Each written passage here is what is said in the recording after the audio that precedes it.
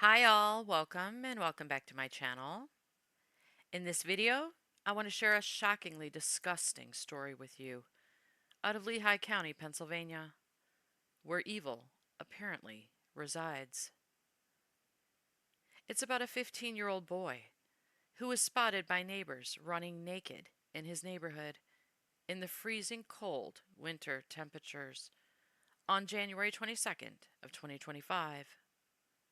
Then, a neighbor said they got a knock on their door that shocked them to their core. It was the 15-year-old boy who had managed to find a pair of shorts in the backyard of his home and ran for his life, begging his neighbor to help him escape his house of horrors. The neighbor told police they took the boy in because he was almost naked and his feet were red from running outside in the freezing cold. And when they looked at him, they said they could tell he was just skin and bones. The teen told them he was starving, and he was being punished by his stepdad, who forced him to stand outside in the freezing cold, completely naked. The neighbors gave the teen some food and called the police, and told police when they arrived on scene that the boy had not stopped eating since they gave him the food. The shocked neighbors knew, and the police knew, that teen had been through some sort of hell. But they had no idea what his brave escape from his house of horrors on Divot Drive had truly uncovered. The teen, whose name has been withheld, was transported to the hospital for treatment after informing police that he was a twin, and his twin brother was also starving in their home. When police arrived at his well-kept and very normal-looking home on Divot Drive, they found his twin brother, also skin and bones, along with 4 other children in the home. Police said the 3 younger children belonging to Joshua and Tracy DeShant didn't appear to be malnourished or show any signs of abuse at all. It was Tracy's 15-year-old twin boys who appeared to have been starved to the brink of death, with signs of abuse on their bodies. The DA also mentioned there was a 16-year-old girl living in the home, but there were no reports on her condition. The children were removed from the home, and the second 15-year-old twin was transported to the hospital for treatment along with his brother. Hospital personnel reporting to police that the boys were in near life-threatening conditions, with each weighing between 50 and 55 pounds. Warning: some pictures in the following news clip may be disturbing. I'll wait just a moment before playing the clip in case you want to skip past the photos, but they will come up again later in the video.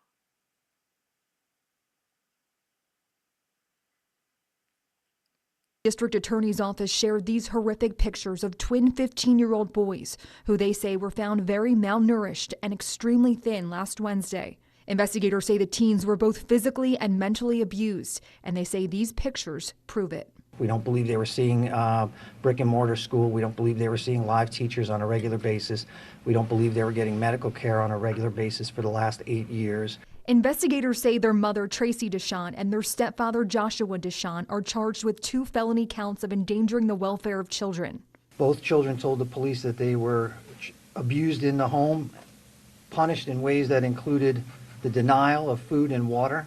This all started when Pennsylvania State Police say they got a call that one of the boys was nearly naked outside of his house on Divot Drive in single-digit temperatures. Police say the teen told a trooper that his stepfather forced him to go outside naked as a punishment. He says he was out there for about 20 minutes and his feet were red from the cold and snow. A neighbor told police the teen knocked on their door for help and once inside wouldn't stop eating. The DA's office says the other children in the home are being taken care of by family, and the twins were taken to the hospital for treatment after they weighed between 53 and 55 pounds. The DA's office says the medical professionals said they should weigh about 143 pounds for their age, and they only gained 10 pounds in 8 years. As police continued to investigate and collect evidence from inside the home, neighbors were stunned to learn what happened. Honestly, I keep trying to figure out, is that really real? Did that happen? It's just disgusting. It's a beautiful neighborhood. Nothing ever happens around here. Great families, great kids. Everyone's outside playing together. And it's really just a tragedy to hear all about this. Carrie Corrado, CBS News, Philadelphia. Apparently, Tracy DeShant was an evil POS who allowed and/or participated in her POS husband Joshua's abuse of her children she brought into the marriage. Because police also spoke with the boy's older 18-year-old sister, who already moved out of the House of Horrors, and she told them she experienced the same abuse as her brothers when she lived there. Why she didn't go to authorities about the abuse of her brothers after she left her home is unknown. But maybe she was threatened that her brothers would be killed if she did. Just my opinion. But don't expect me to make excuses for their evil mother, who watched her children be tortured by a psycho and maybe participated in the abuse for at least 8 years. I'm not that nice. And I got no problem telling you that. Because I'm a mom. And if some psycho tried to abuse my kids for even 8 seconds, you'd be reading my fascinating story in a book that I wrote behind bars. Which is where Joshua and Tracy belong. But after their arrests, they were granted $75,000 bail each, and the news is reporting that they have both bonded out of jail. Except now, they'll be bored, with no more children at their House of Horrors to starve and abuse. County, a couple accused of starving 2 teenage boys and forcing them to live under horrendous conditions. Well, prosecutors say this all happened at a home in Lower Macungie, and our Josh Sanders is live in Allentown right now, where the DA told us about this very disturbing case just this afternoon. Josh. Hey, good evening. Yeah, the details of this investigation are extremely troubling. We want to warn viewers, the pictures that you're about to see, they are disturbing, but they show what authorities say is evidence of child abuse. Those 2 15-year-old twin boys found malnourished, extremely thin, and now their parents, their stepfather and mother, are facing felony charges for endangerment of the welfare of children. Here are the details of what we know so far. Last week, Pennsylvania State Police received a phone call that one of the boys was nearly naked and outside his house, where the temperature was just 2 degrees. The home is on Divot Drive in Lower Macungie Township.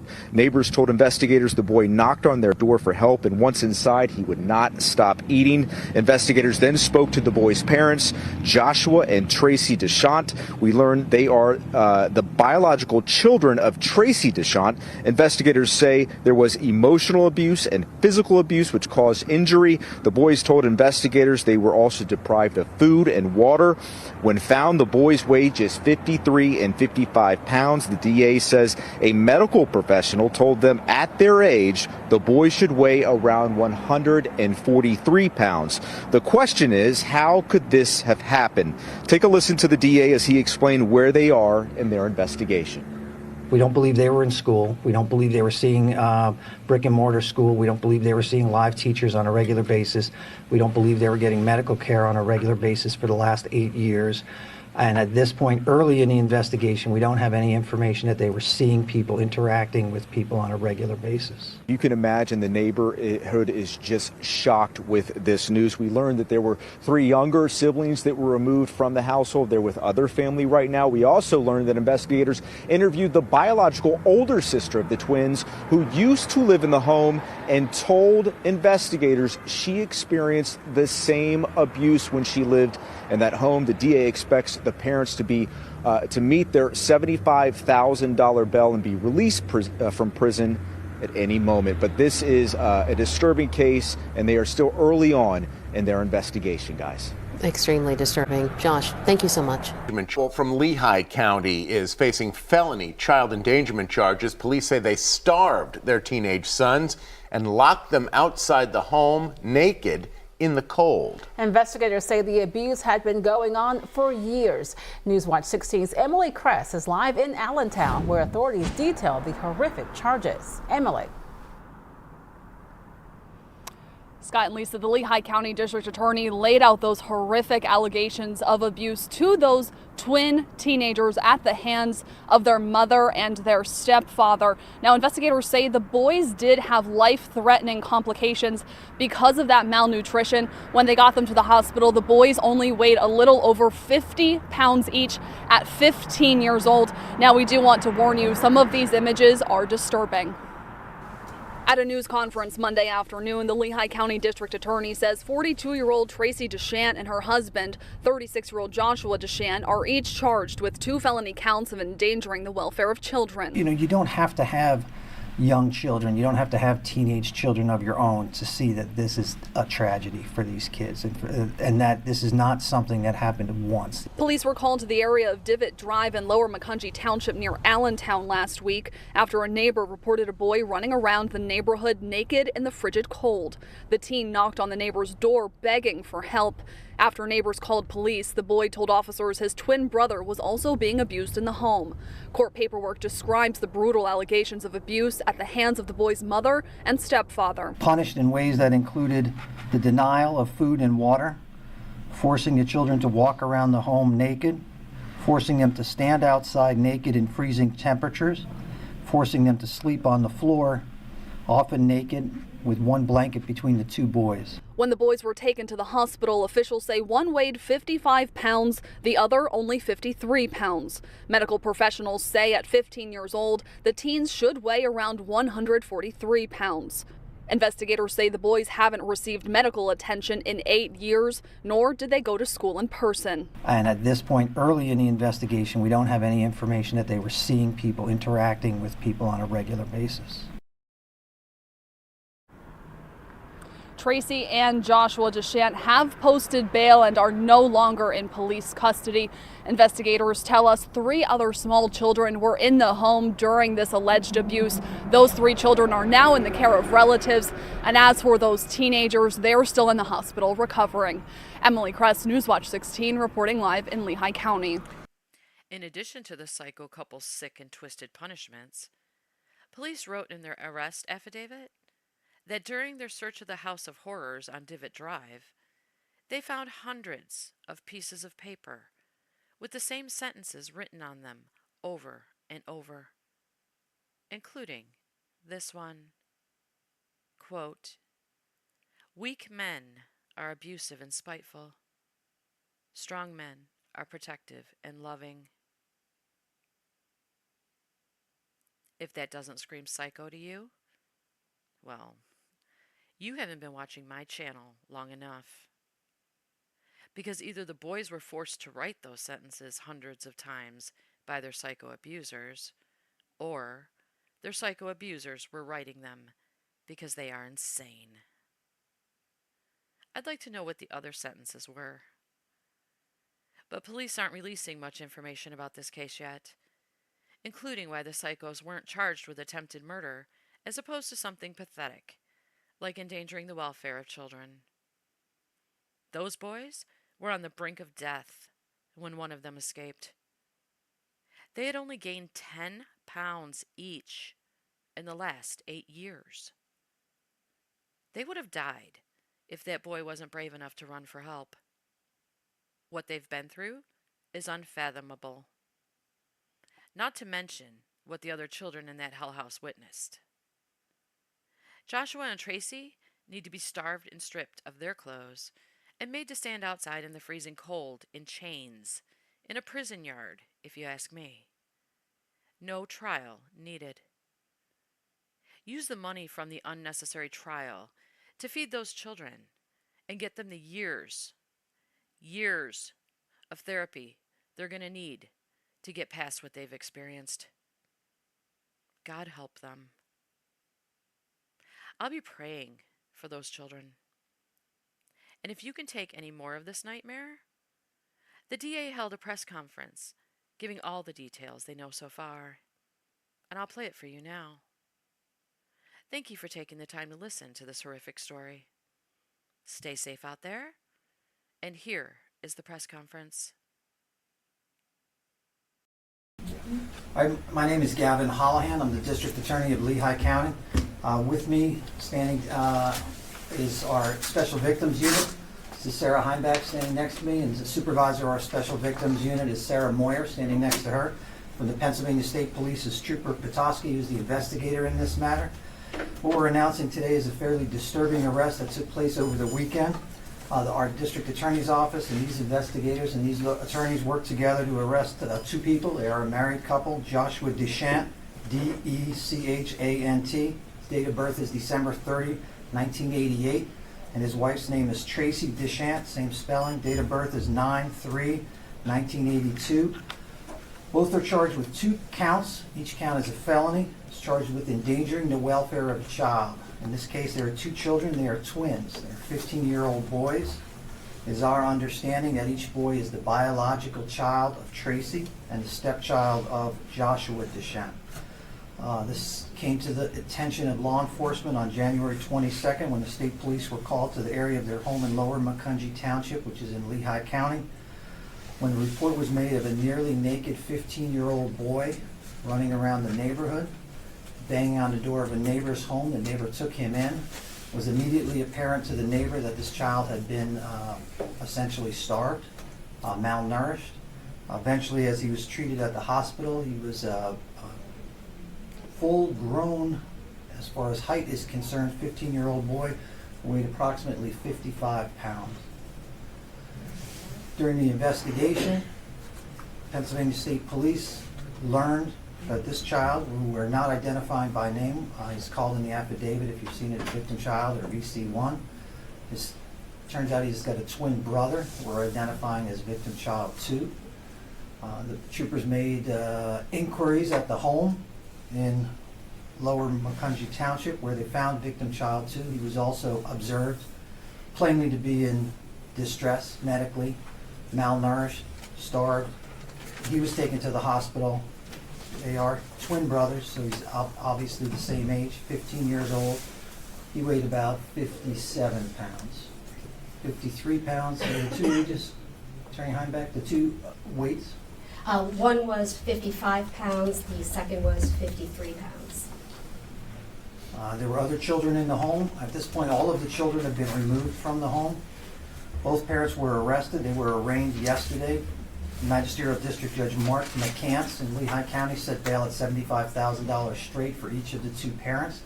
It's our understanding that they're in the process of posting their bail now and will probably be released within the next couple of hours, as they haven't been released already. The investigation, after speaking with the 2 children, revealed that they had lived in the home. They were not attending school in the sense that they would be seen by any school, so it was either being homeschooled, virtually schooled, or not schooled at all. The investigation revealed that they were very malnourished. They were extraordinarily thin to the point of emaciated, to the point where the medical providers determined them to be a near life-threatening situation.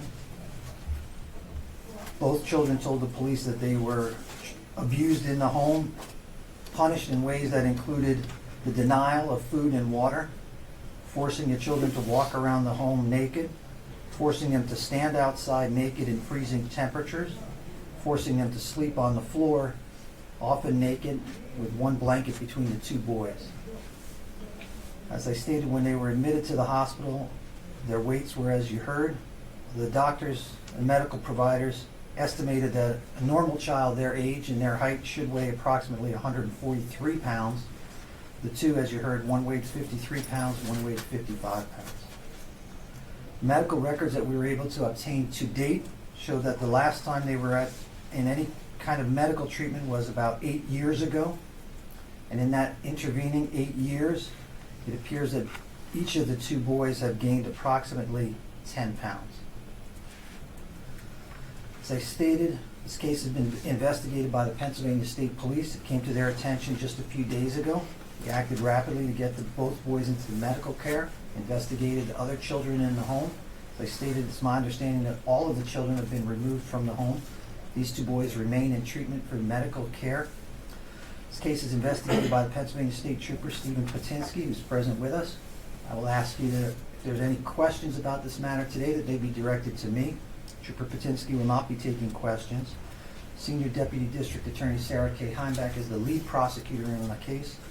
With her today is Sarah Moyer, who is the lead in our Special Victims Unit. It is imperative that I remind you that in every criminal case, the fact that an arrest has been made and charges have been filed, those are just allegations, those are accusations, and the defendants in this case remain innocent until they are proven guilty. If you have questions, I will take them now. The neighbor that took the boy in, had he seen the boy from the neighborhood? Were they aware that the boys were in the home? Or Our understanding is that the boy was outside being punished, made to stand outside. This is last week when the temperatures were in the single digits, and that the first the neighbors were aware of the situation was when the child went to their house, banging on the door, begging for help. yeah, but I mean previous to that, were they aware those boys lived in that house? They hadn't seen them in the street looking, because the description of them looks like they were camp victims. They were gaunt and emaciated. Yeah, at this point, my understanding is that the neighbors are absolutely helpful in this case. I have no information that they knew what was going on ahead of time, that this child came to their door and they opened their home to the child, took him in and contacted the police. State Police or Child Protective Services been at the home before? Anything else? That I can't really talk about, can't answer those questions. As you know, we try to respect the rights of the accused to a fair trial, so talking about prior involvement in the criminal justice system is one of those areas that I can't get into, so I apologize. And following up on that, is there anything with the school district that you looked into? Had they been attending school, been pulled out? Did they have any kind of record of any learning disabilities for these children? What we understand now is that they had not been attending school in the traditional sense, so they hadn't been going to a brick and mortar school for several years. How many kids were found in that home, and were they also, abused in the same way those twins? My understanding is that there were 3 or 4 other children. There were 3 younger children who were found in the home, who were not found in the same state of physical neglect and abuse that these 2 boys were found. Are those Joshua's children? Those charges we filed are on the 2 victims that we've identified. Are those Joshua's children? Those 3 younger?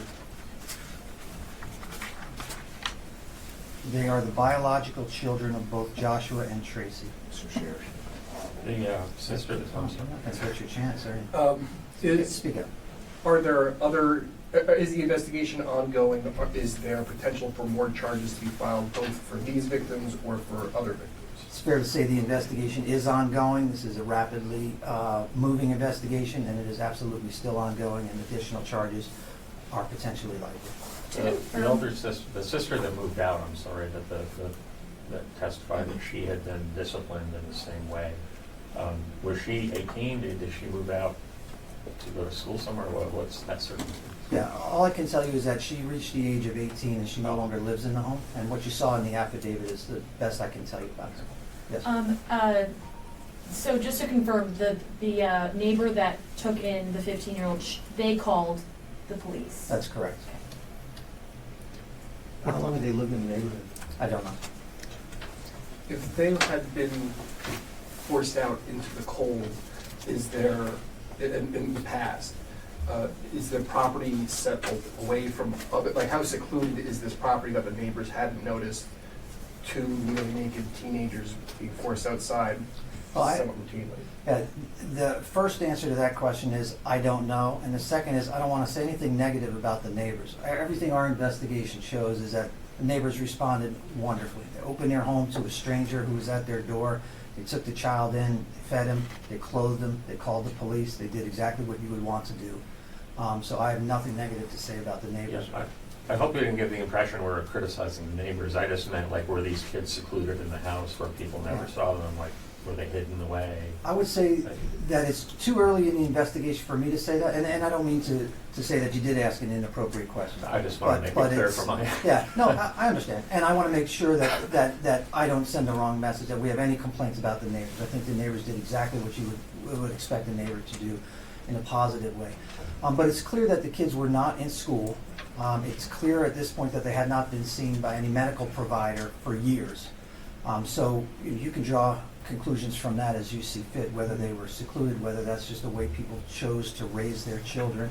You know, the way you raise your family is your business, but when children are 53, 55 pounds at age 15, that becomes the business of our office, our special victims team, and the Pennsylvania State Police. Do we know why these teenagers were the targets of this compared to the younger kids in the house? No, that'll be part of our ongoing investigation to try to get to answer some of those questions. When will both Josh and Tracy be back in court? Hard to say now. They had one court date that was initially set, but once they posted bail, that hearing date will be changed. So I believe they're in the process of posting bail now. Once that's finalized, new hearing dates for them will be set. I believe it will be at the office of Magisterial District Judge Michael Faulkner. Is your office satisfied with the bail that was set in this case? The bail is set by the Magisterial District Judge. We try not to second guess or criticize the Magisterial District Judge. He makes his decision based on the facts that he has. Gabby, can you speak to just when we know the details of where you are in your investigation, you see the pictures of these two young boys. What goes through your mind? Well, I will tell you that it is, in our opinion, you know, of course, for these purposes, we have to maintain that these people are innocent of the crimes charged until we prove they're guilty in court, okay? We have some of the pictures that we'll show you again. We've released some of them, but we have them here today. So before we end today, you'll get to see them and you can kind of answer that question for yourself. But just like the neighbor who saw this child for the first time, it was obvious to that neighbor that this was a child in distress. It was obvious to the first responders that this is a child in distress. It's obvious to the the treatment providers at the hospital that this is not a normal situation. So, you don't have to have young children, you don't have to have teenage children of your own to see that this is a tragedy for these kids, and that this is not something that happened once. This is not a one-off or a once-and-done situation in the opinion of the investigation. That's why this is charged as a course of conduct that you see in the charging documents. That's what increases the grading of the charges. So the allegations include that it's a course of conduct that went on for a period of time. According to the medical records that we have now, over 8 years, each one of them gained about 10 pounds. That speaks volumes, I think. Go ahead. Are they, do they have an attorney at this point? Do we know the name of the attorney? I don't have any information on whether they've obtained counsel yet. I didn't know if because they posted bail. They don't require. You're not required to have an attorney to post bail. So the fact that they posted bail does not give us an indication of whether they have counsel or not. I just want to be sure, you said 2 counts of endangering welfare of a child. Any other charges? At this point, no. Okay. And one other question. It seems like from our reporting that Mr. and Mrs. Deschant owned a fairly successful HVAC company here in the Lehigh Valley, which leads us to believe a lot of people might know these people. Have you been able to confirm that they do own this company? We've confirmed that they work at an HVAC company. The ownership of it, the connection to it, I'm not familiar with. So, And work there? Yeah. More than that, I could not tell you. Was there any instance of him, Mr. Deschant, coaching lacrosse in a youth league or anything like that? I'm not aware of that. Yes. Would you say this is one of the most intense cases of like child endangerment that we've probably come across since you've been DA, or could you talk about just unfortunately, we don't, this is going to sound crude, but we don't rate these sorts of things, so that I don't know how to answer that question. There's terribleness, and then there's terribleness, and these, so we see terribleness. I think most people would say that they're looking for, if you look at abuse that has allegedly occurred over an 8-year, almost decade span, and you're still figuring out were these kids homeschooled, virtual, or not attending the school at all. Can you give us a little bit more context of where are you at in the investigation, determining what were these kids experiencing when it came to just supervision outside of their parents in any way? Okay, what's the date, 28th, 29th? 27th. Yeah, today's the 27th, all right? So this came to the attention of law enforcement on the 22nd. So our goal is to move quickly to do the investigation as accurately and as rapidly as we can to get answers sufficient to file criminal charges so that we can protect the children. And that's what we did. So I apologize that we don't have all of the answers done at this point. But as we said, the investigation is ongoing. So I realize the desire for more answers, but we have we have to make a decision. Do we get all of the answers and then make an arrest, or do we get sufficient answers to justify the charges we filed, make an arrest, get the children to safety, and then continue our investigation? And that's the path that we've chosen. So I can tell you what I've already told you about. We don't believe they were in school. We don't believe they were seeing brick and mortar school. We don't believe they were seeing live teachers on a regular basis. We don't believe they were getting medical care on a regular basis for the last 8 years. And at this point, early in the investigation, we don't have any information that they were seeing people, interacting with people on a regular basis. Given the fact that it sounds like they've done a decade or so without much interaction, are you surprised that this case, this pattern of apparent abuse has been able to go on this long without it coming to someone's attention? No, I'm not surprised. Why is that? Because the world is a bad place. And I've seen a lot of it, and it doesn't surprise me anymore. Sorry. Are they still in the hospital? Yes. And when they get out, who will they go to? Go to the system or the family? Right. I'm sorry. It's unclear at this point. You guys have said that the other children have been placed with family.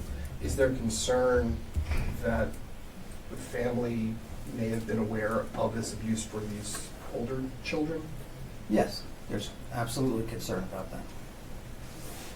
And can you explain then the decision to place them in the care of family under those circumstances? Sure. There's concern, but we don't have evidence that that concern is true or accurate. Right? As I said, we're early on in the investigation. But the other part of the answer to that question is that we don't get to decide where those children go to. So we're the prosecutor's office. There's different people who make the decision of where those children go and who the next caretaker for those children are. Do you have the ages of the younger children? Do we have the ages of, we do not, or I don't. There is a sister that is older than the twins. She is 16. But as far as the children that are younger than the twins, I'm not aware of their exact ages. And have you been able to speak with the two boys? Have they been able to communicate? Are they openly communicating with you willingly? And have they been able to communicate on a level which would be expected of a 15-year-old? I would say yes to all of that. All right, any other questions I can answer? Wait, let's get to one in the back. I'll come back to you. Question. You said that their condition meant that it was life-threatening. Is their condition still considered life-threatening? I would think now that they've been in the hospital for a couple of days and that they're receiving medical treatment, as a layperson, I would hope it's no longer life-threatening, but that's my opinion as an attorney, not as a doctor. So kind of a half-assed answer for you, sorry. Go ahead, I told you I'd get back to you. Just like the phrase that they were supposedly made to write over and over and over, did that come from something, or do you have any idea where that phrase came from, or is it just... You mean like a... was it from a book, or... I'm assuming it was dictated to them by one of the adults in the situation. Yeah. Whether they obtained it from somewhere else, I don't know.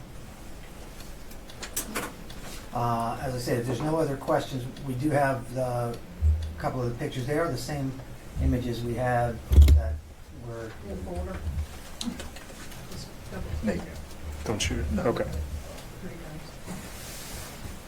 Go ahead.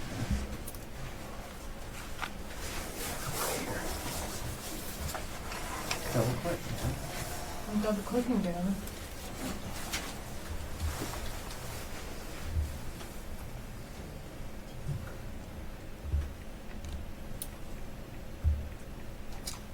We're gonna have to get this machine. You're gonna have to work on this. I should be able to So believe this is Exhibit A. Correct. So for those of you who don't have the complaint, these images were attached to the complaint as exhibits because we felt that the words and the language weren't enough to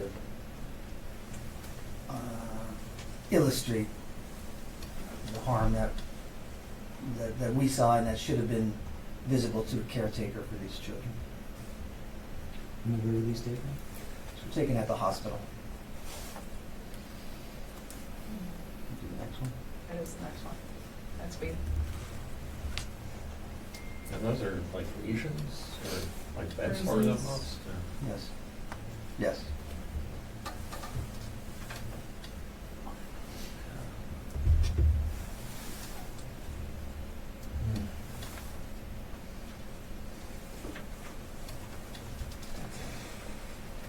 There's paper copies, or I can provide you guys electronic copies if you didn't get them.